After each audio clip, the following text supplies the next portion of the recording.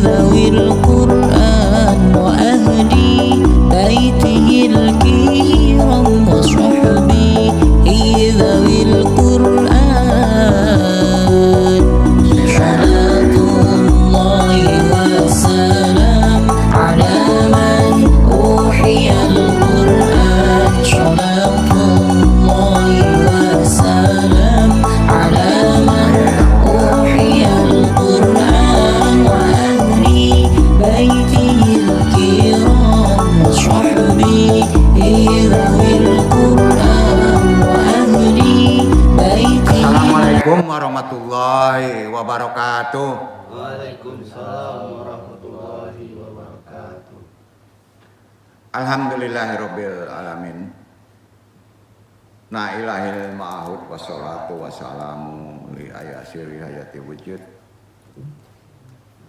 Wa ashabil ajo milikuli mawujud.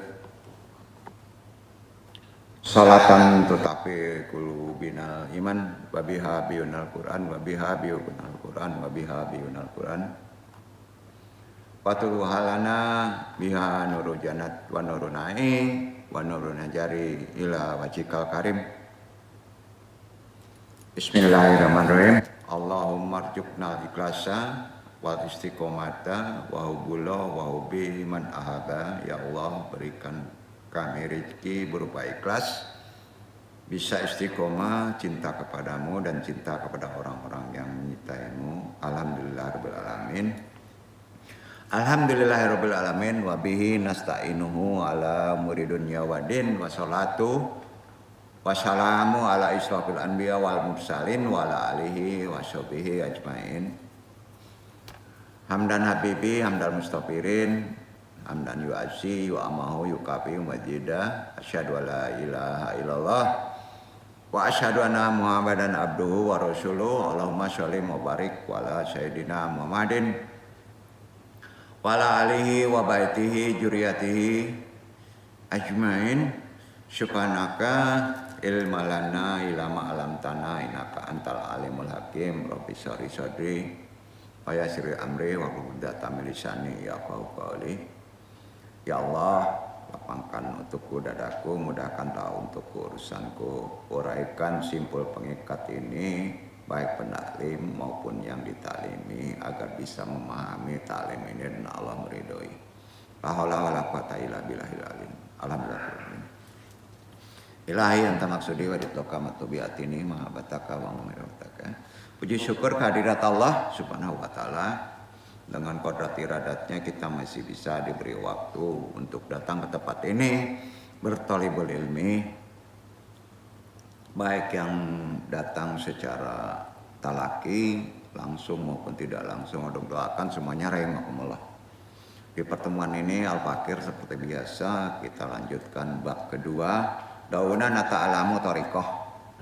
Kita coba belajar kembali metode thariqah, semoga Allah meridhoi. Wa ba'du.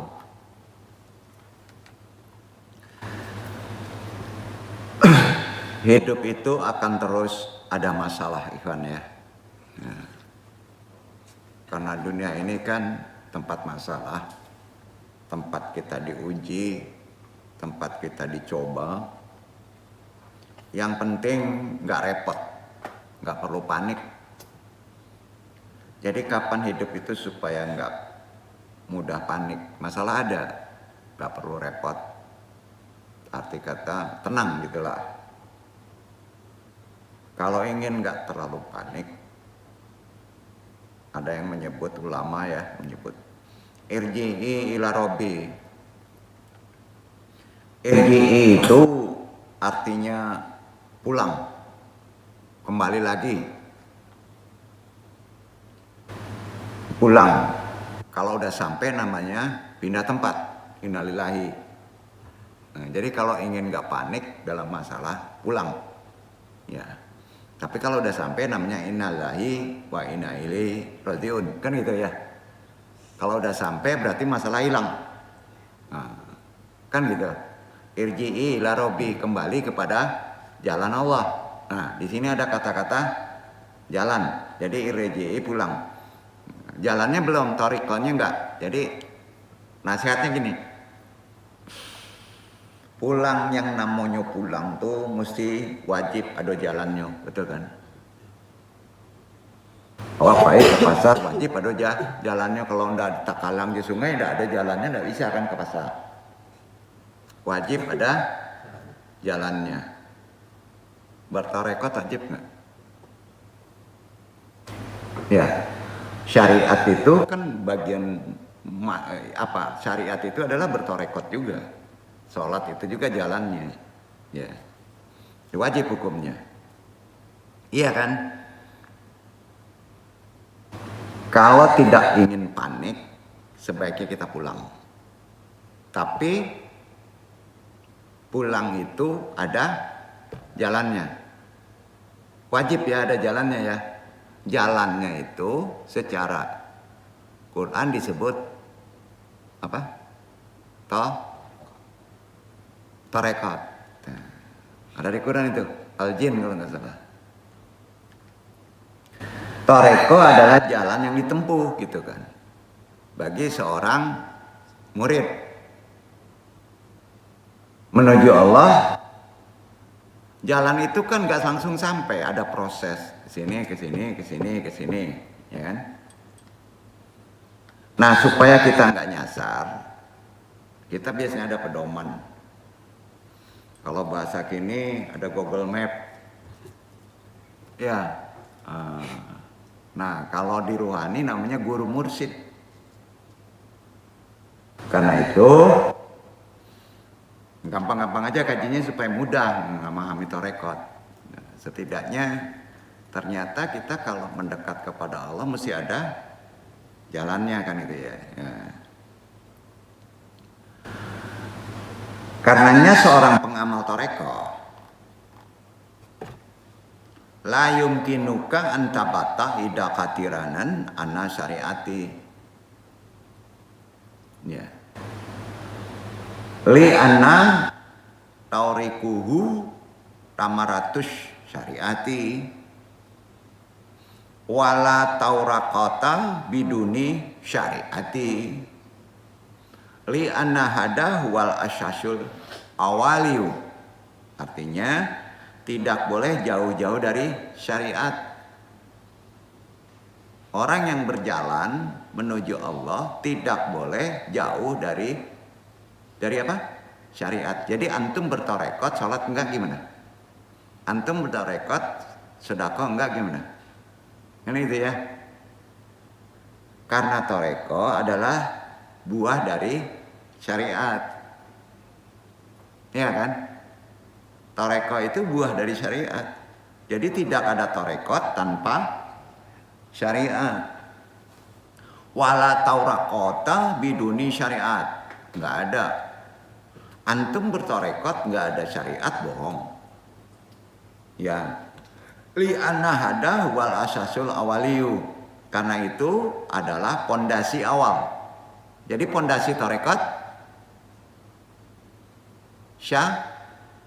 syariat, ya kan? Nah gitu.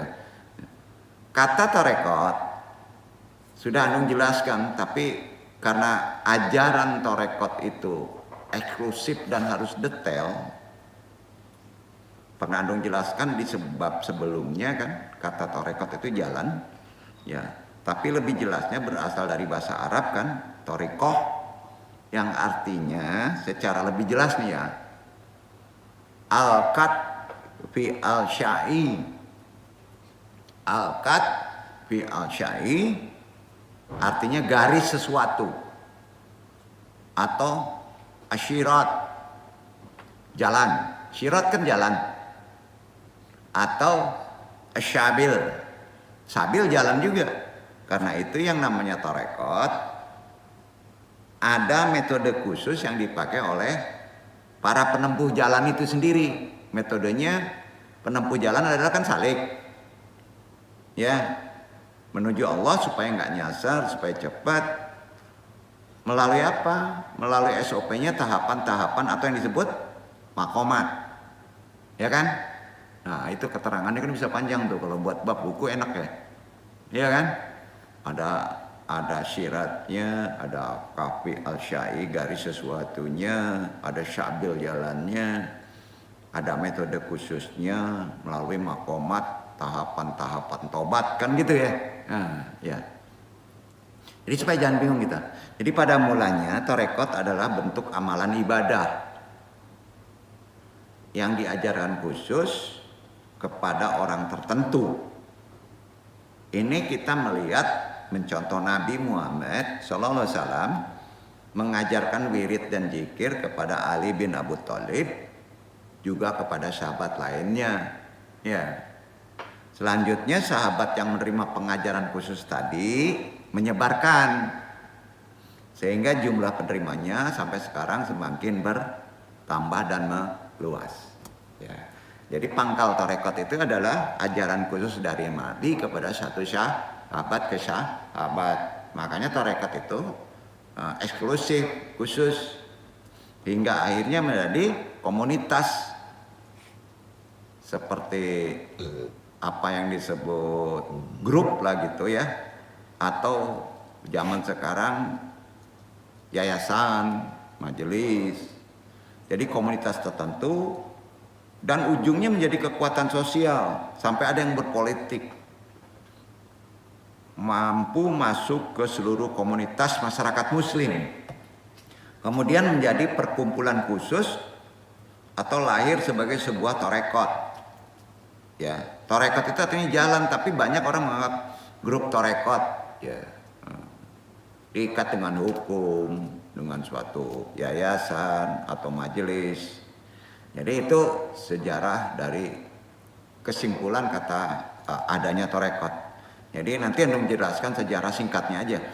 Tarekat pertama kali muncul di Nusantara, di Indonesia ini, di Melayu ini diperkirakan pada paruh kedua abad ke-16, sudah lama sebelum merdeka.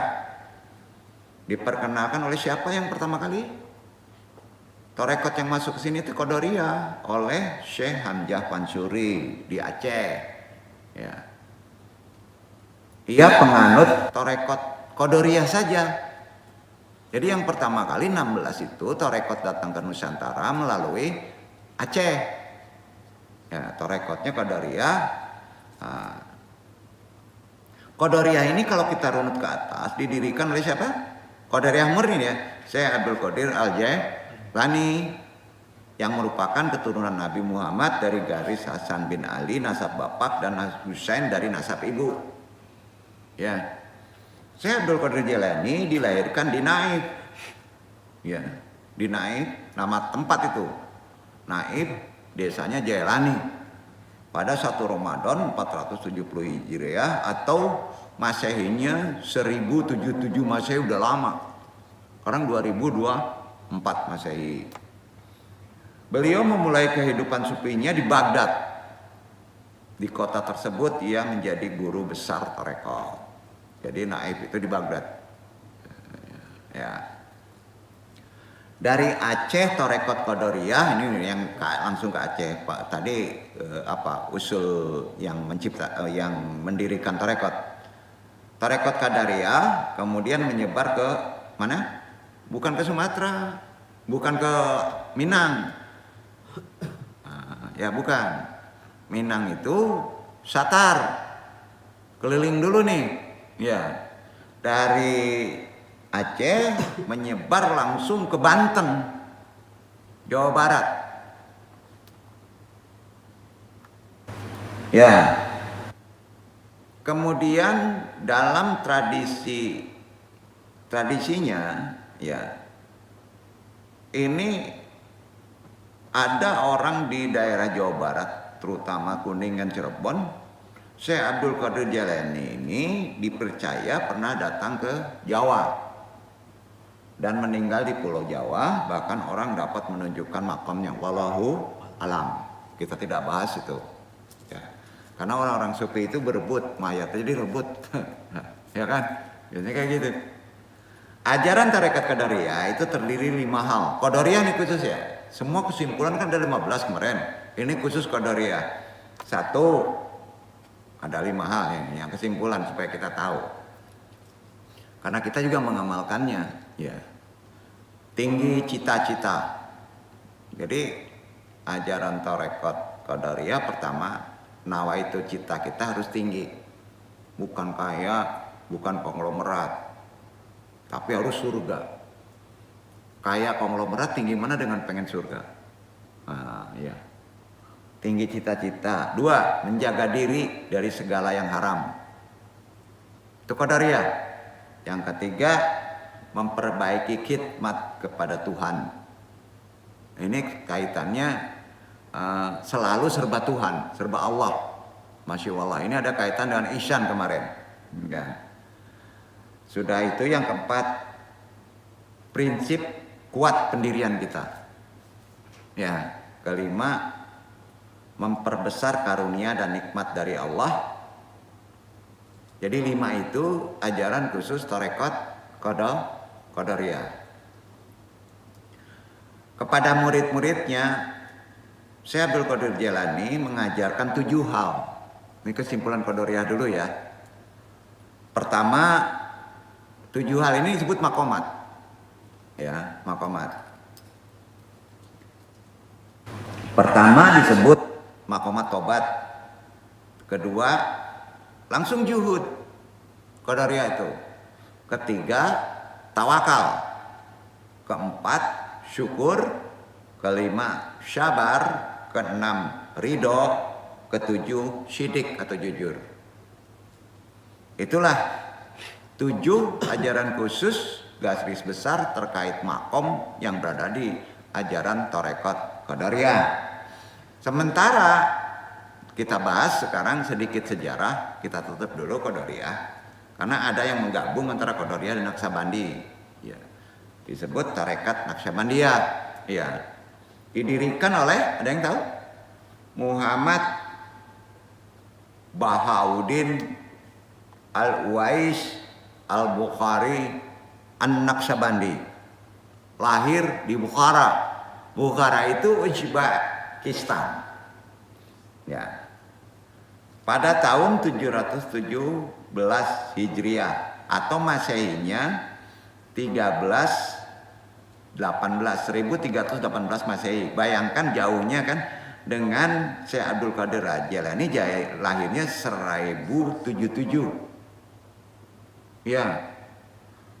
An-Naqsabandi lahirnya 1338 Masehi. Jauh kan? Jauh ya? Nah, sangat jauh. Ya. Naqsabandi artinya ada yang tahu? Lukisan. Apa? Lukisan. Makanya orang-orang Naqsabandiyah biasanya ada gambar. Perhatian orang Naqsabandiyah. Sayangnya itu banyak-banyak gambarnya ya. Naqsabandi. Itu lukisan. Artinya gini. Nama ini karena pendirinya yang disebut Syekh Bahauddin ini, yang dari Bukhara ini, jago melukis. Iya. Melukis tarekat maksudnya, sehingga mampu bisa dimengerti. Jadi kalau menjelaskan sesuatu ajarannya itu iktibarnya jelas gitu, gampang. Maka dianggap jago melukis dan mudah dimengerti oleh seluruh kalangan. Itu keahliannya. Syekh Muhammad Bahauddin ini atau disebut Syekh Naqsabandi yang mencetuskan tarekat Naqsabandi murni ya, nggak ada qadariyah, ini murni nih. Pertama mempelajarinya tarekat ini di Nuhira. Nuhira itu Yaman. Ya, di Yaman. Melalui Syekh Muhammad Abdul Barki Al-Majaji Al-Yamani. Kemudian di Madinah beliau dibaiat, berjanji pada tarekat Naqsabandiyah ini kepada Syekh Ibrahim Al-Qutani. Ya, Qutani, ya. Namun tarekat Naqsabandiyah baru menjadi sebuah organisasi besar di Nusantara khususnya pada abad ke-19. Ya. Naqsabandiyah aja. Selanjutnya tarekat ini berkembang dalam berbagai bentuk. Di antaranya nama pendiri masing-masing masuk itu. Naqsabandiyah Khalidiyah. ada disebut Naksabandiyah Mujariyah. Nah, yang Mujariyah ini kalau yang dari Khalidiyah ini ada di Sumatera, terutama daerah Tapanuli itu ya. Khalidi, Syekh Khalidi. Kalau dari Mujariyah ini bersumber kepada Syekh Ismail Al-Khalidi di Minangkabau juga. Ada tuh Mujariyah, ya. Khalidiyah juga ada di Minangkabau. Dan Sayyid Muhammad Syalih Al-Jawawi itu yang Mujariyah. Yang bernama yang Mujariyah ini Syekh Abdul Azim Manduri. Berarti orang Madura. Berkembang di sana. Sama Naksabandi. Mengembangkan tarekat ini disandarkan kepada namanya. Kalau di Sumatera tadi ada disebut di Minangkabau khususnya Khalidiyah. Kalau di Madura Mujariyah. Nah, itu murni Naksabandi aja. Umumnya dia besuluknya itu ditutup ke bawah kepalanya. Ya, tutup kepalanya.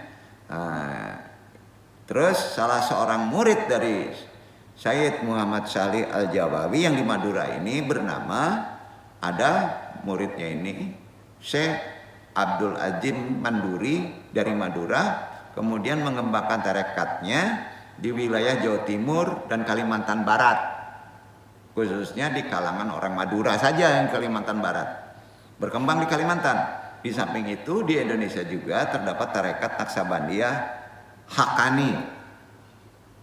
Ya, itu yang paling baru, yang dikenal oleh Syekh Muhammad Hisham Kabani, khalifahnya Syekh Azim Adil Haqqani.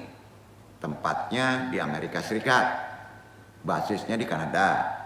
Pada tahun 1997 tuh. Itu baru itu. Beliau pernah mengunjungi Indonesia dan kemudian hampir setiap tahun datang ke Indonesia.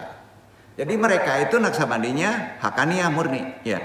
Itu lebih cenderung enggak Qadariyah.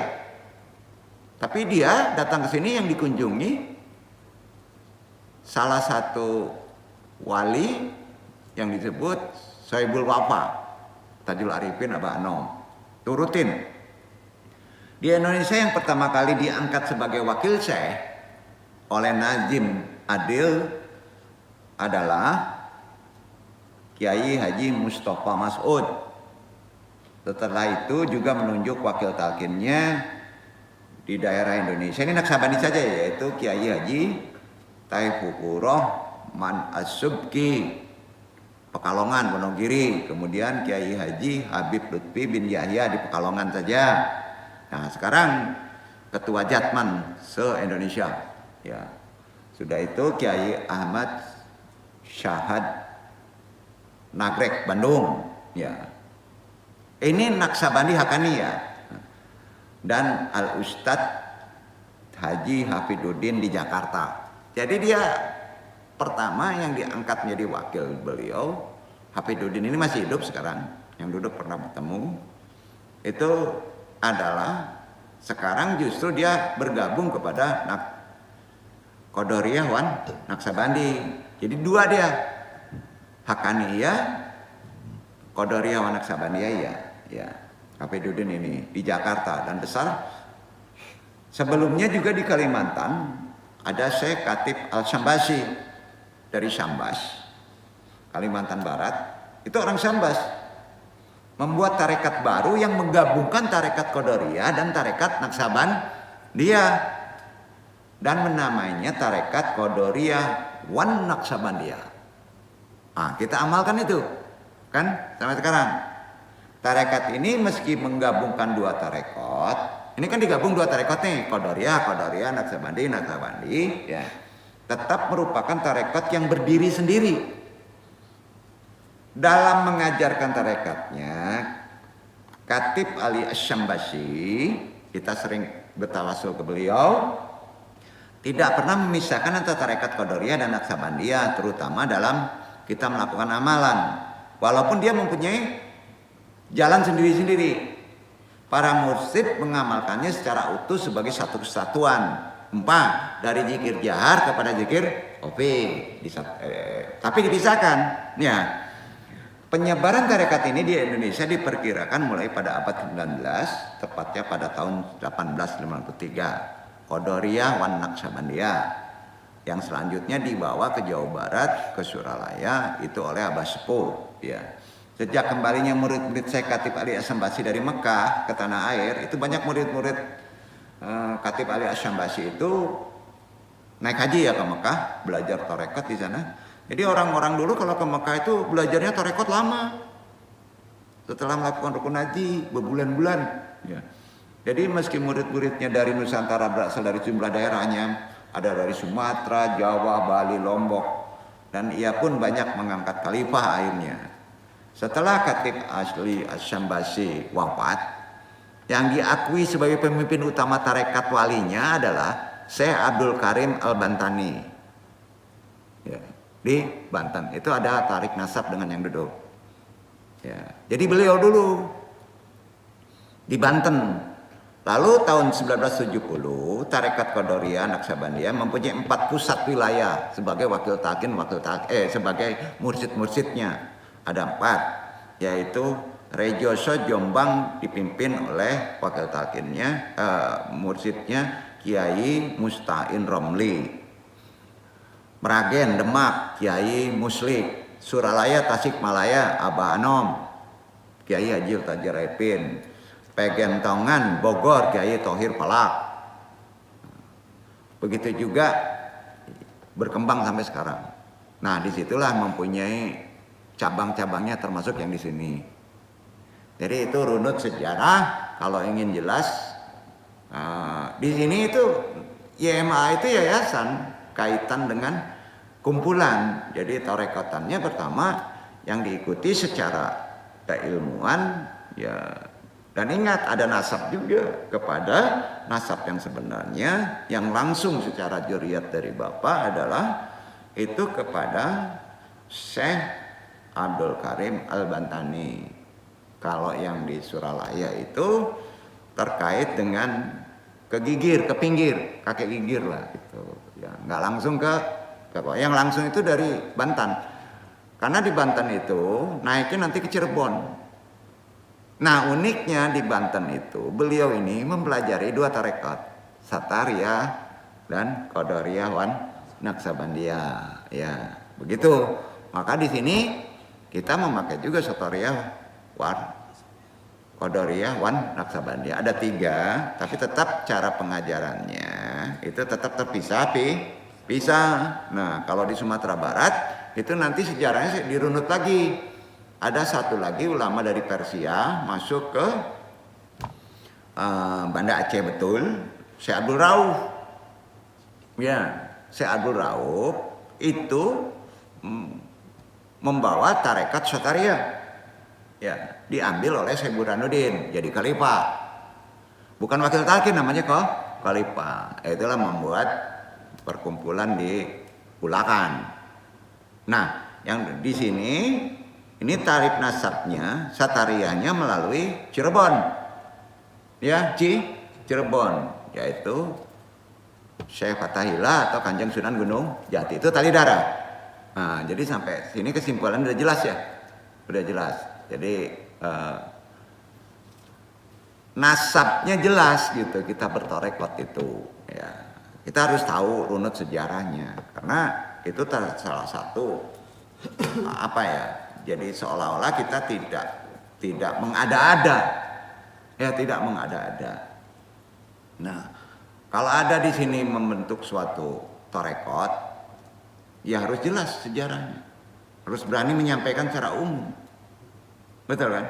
Nah, kalau antum cari tarekat misalnya ada di Uranji, tapi nggak jelas nasabnya, bingung nanti. Ya, ini bukan kaitannya ke perkara-perkara yang disebut ini menyusahkan, tidak.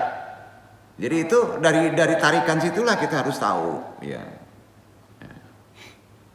Itulah yang perlu Anda jelaskan secara singkat sebagian tarekat yang berkembang di Indonesia.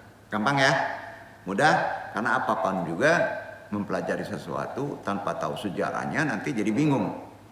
Nah, langsung kita ke simpul kaji. Allah Subhanahu wa taala berfirman di Quran surat Al-Jin surat 16, dibaca dulu Ikhwan sebagai sandaran awal. 16. A'udzu billahi minasy syaithanir rajim. Bismillahirrahmanirrahim.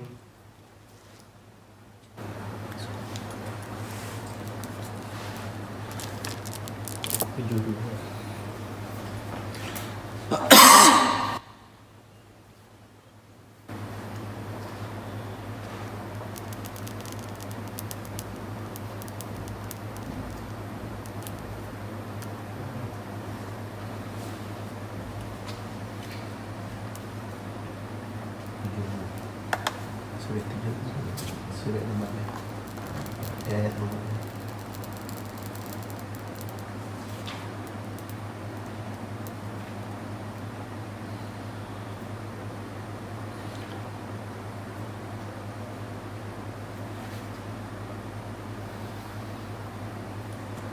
Wa allaw istaqamu alat tariqati la askawiyanahum ma'an ghaduqah. Dan bahwasanya jikalau mereka tetap berjalan lurus di atas jalan itu, agama Islam, benar-benar kami akan memberi minum kepada mereka air yang segar, rezeki yang banyak. Wa ala wistaqamu ala tariqatil la askainahum ma'an kadaka. Ya. Ada kata tarekat? Artinya jalan. Ya. Orang bertarekat itu sebenarnya kaya-kaya loh, rezekinya cukupin ya. Betul. Tapi kok banyak yang miskin? Enggak serius nih. Ya. Kata jalan yang disebutkan dalam ayat Al-Quran tadi menggunakan diksi ya, yang harus jelas ya. Kalau nggak ngerti Quran ya, diksinya itu at-tariqah. Ya, diksinya itu. Tariqati artinya umat manusia yang istiqomah menjalankan tarekat. Jadi istiqomah itu rutin, yaitu jalan yang sudah ditentukan, yang ditetapkan oleh Allah, seperti dan bergabung mengikuti syariat secara benar, taat kepada perintah, menjauhi larangannya, kan gitu. Maka Allah akan melimpahkan pahala yang besar berupa rezeki yang cukup. Nah, itu makanya. Nah, jadi kalau ada orang yang menyatakan tarekat, bingung ya? Betul kan? Bingung nggak? Buah syariat apa? Tarekat. Ya, betul. Jadi yang bermanfaat di dunia dan akhirat itu. Nah, penjabaran dari ahlul tafsir ya, mufasir. Imam At-Tabari dalam tafsirnya, At-Tabari menafsirkan at-tariqah dari Quran surat Al-Jin tadi disebut tariqatul haqq wal istiqomah, jalan kebenaran dan jalan istiqomah. Sedangkan Ibnu Abbas radhiyallahu anhu menafsirkan sebagai at-ta'ah, jalan ketaatan, at-ta'ah. Begitu juga para mufasir mujahid, tariqatul Islam, jalan agama Islam. Begitu juga orang-orang mufasir dari para tasawuf menyebutnya tariqatul haq, jalan kebenaran.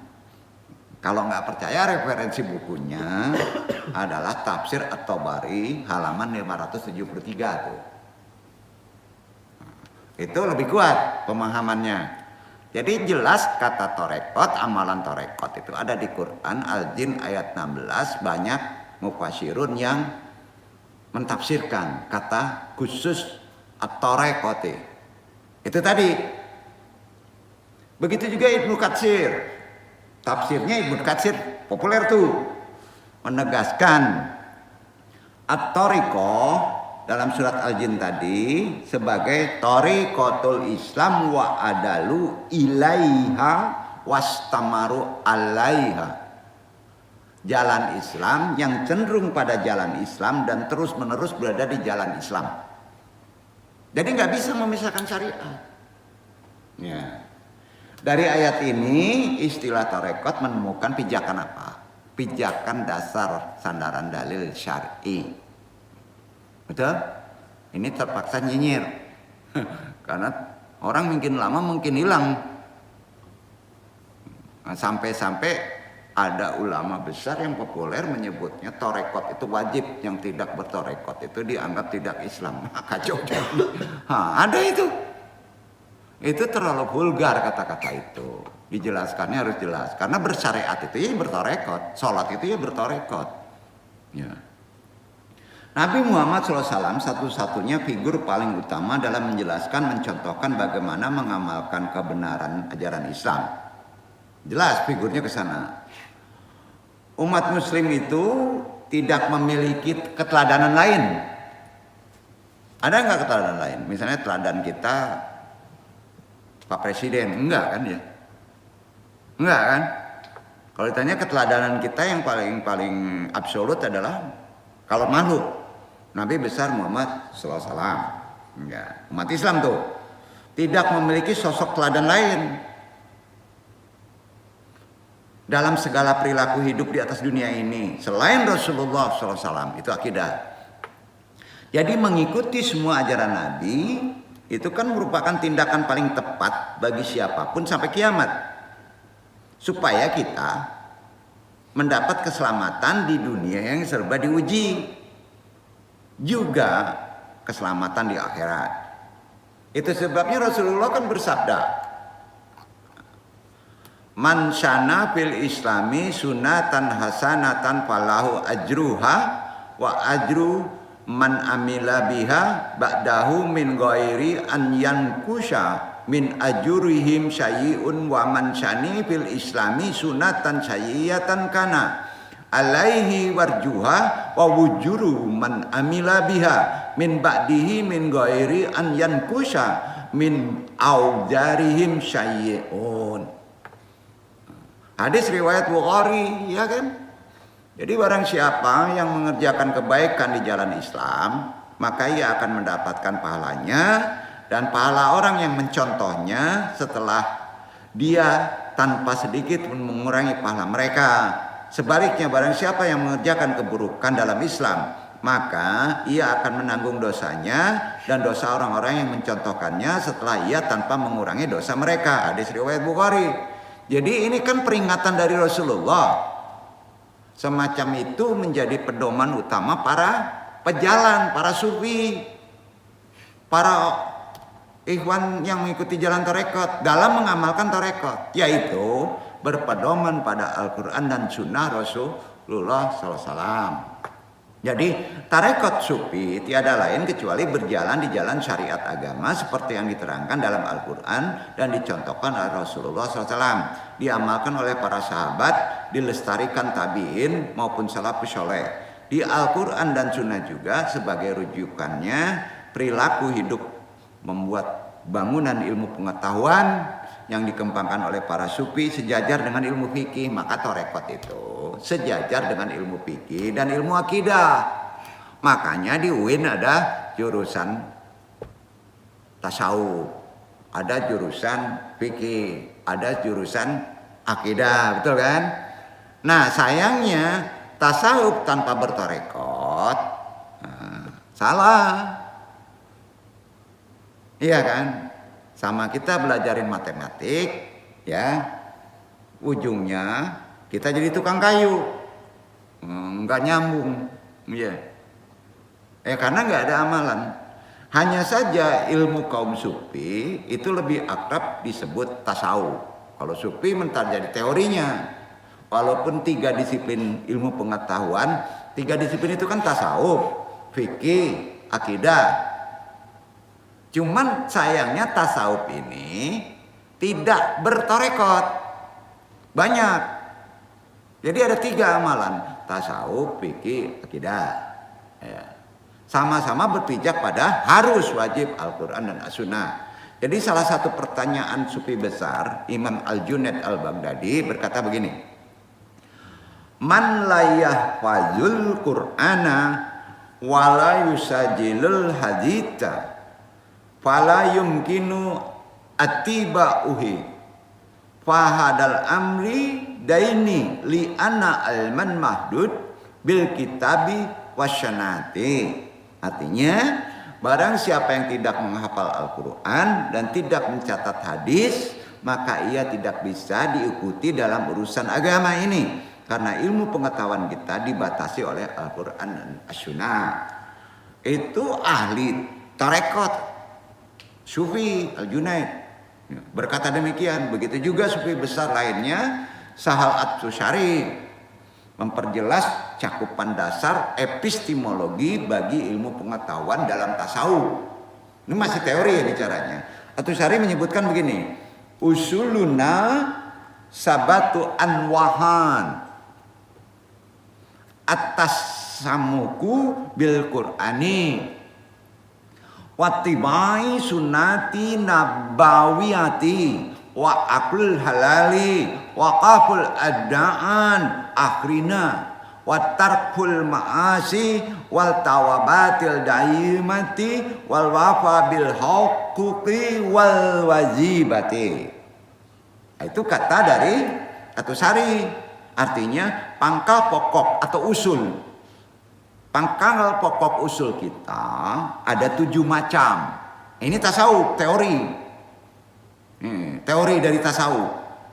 Berpegang teguh pada Al-Quran, mengikuti sunnah Rasul, makan makanan halal, mencegah diri dari menyakiti orang lain, menjauhi perbuatan dosa, selalu bertobat, memenuhi hak-hak kewajiban.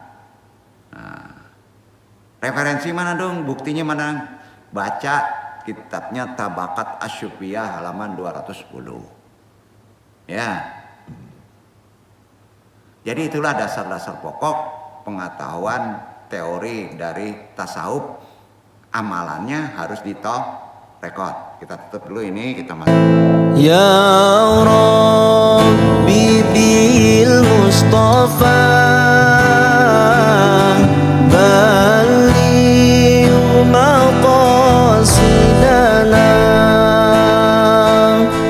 waghfir lana ma madha ya wasi'al karami waghfir ilahi likullil muslimina bima yatsuna fil masjidil aqsa wa fil harami. Salatullah salam